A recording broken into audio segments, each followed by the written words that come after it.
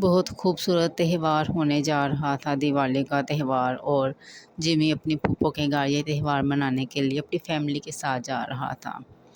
راستے میں بہت زیادہ بھیڑ محسوس ہوئی۔ پاپا نے گاڑی روکی تو باہر نکل کے جب سب نے دیکھا تو وہاں پر رش لگا ہوا تھا۔ جمی نے آگے ہو کے دیکھا تو ایک دوشیزہ زمین پر پڑی ہوئی تھی جو کہ مر چکی تھی، اس کا سارا سامان بکھرا ہوا تھا۔ جمی کی نظر اس کے کڑے پہ پڑی اور ایسے لگا کہ جمی کو جیسے کوئی چیز چھو کر گزر گئی ہو، جیسے کوئی پرچھائی اس کو آ کر لگی ہو اور وہ گزر گئی ہو۔ لیکن جمی نے اس کو اپنا وہم سمجھا۔ پھر جمی نے سب سے نظر بچا کر وہ کڑا اٹھا کر چھپا لیا۔ اتنی دیر میں اس کے پاپا نے کہا کہ چلو چلو گاڑی میں بیٹھو سب، اور پھر وہ بیٹھ کر دوسرے راستے سے چلے گئے۔ پھوپھا کے گھر پہنچتے ہی جمی کا رویہ سب سے بدلا تھا۔ اس کے پاپا نے سمجھا کہ شاید راستے میں جو حادثہ اس نے دیکھا ہے وہ اس وجہ سے ڈسٹرب ہے۔ لیکن جمی جب کمرے میں گیا تو وہ اس کڑے کو غور سے دیکھتا رہا۔ پھر اس نے دروازہ بند کیا، وہ کڑا پہن کر شیشے کے آگے کھڑے ہو کر مسکراتا رہا، وہ کڑے کو دیکھتا رہا۔ پھر اس کا دل کیا کہ وہ لڑکی کی طرح میک اپ کرے۔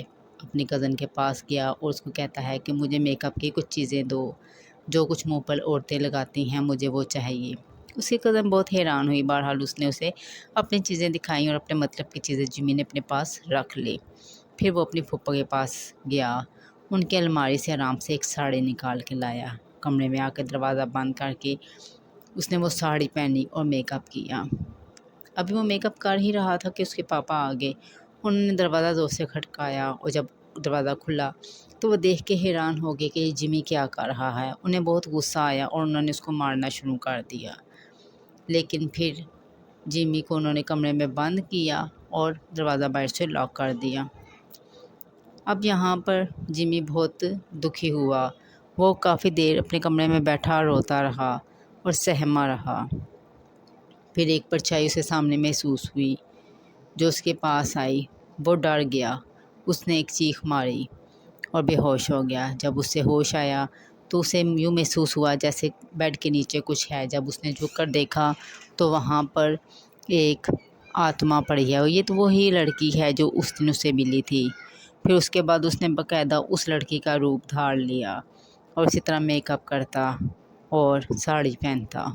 وہ سب کے سامنے آیا جب تو سب حیران ہو گئے۔ وہ کہنے لگا کہ میں لکشمی ہوں۔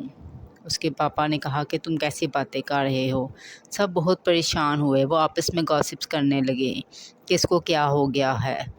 پھر جمی کے پاپا گاؤں میں گئے اور انہوں نے جو اس دن لڑکی فوت ہوئی تھی اس کے بارے میں پوچھ گچھ کرنی شروع کر دی، تو انہیں پتہ چلا کہ وہ جوزف عرف لکشمی نام کی ایک لڑکی تھی۔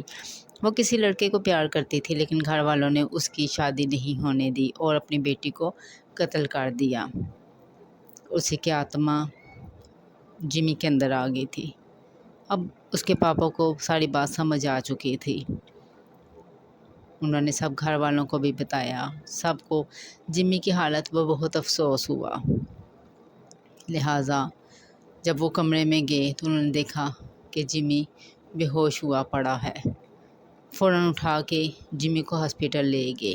ڈاکٹروں نے بہت کوشش کی، بہت دیر اس کا ٹریٹمنٹ چلتا رہا، اور دوسری طرف گھر کے کچھ ممبرز لکشمی کے لیے، اس کی آتما کی شانتی کے لیے دعا کرواتے رہے اور پوجا پاٹ کرواتے رہے۔ آخرکار لکشمی کی آتما کو سکون مل گیا اور وہ جمی کی جسم سے نکل کے، جمی کے شریر سے نکل کے چلی گئی اور جمی ہوش میں آ گیا۔ سب بہت خوش تھے لیکن خوف زدہ بھی۔ اگر آپ کو یہ سٹوری اچھی لگی ہے اور مزید ایسی ہی سٹوری سننا چاہتے ہیں تو آپ ہمارے چینل کو سبسکرائب کیجیے اور بیل کا آئیکن لازمی دبائیے۔ بہت شکریہ۔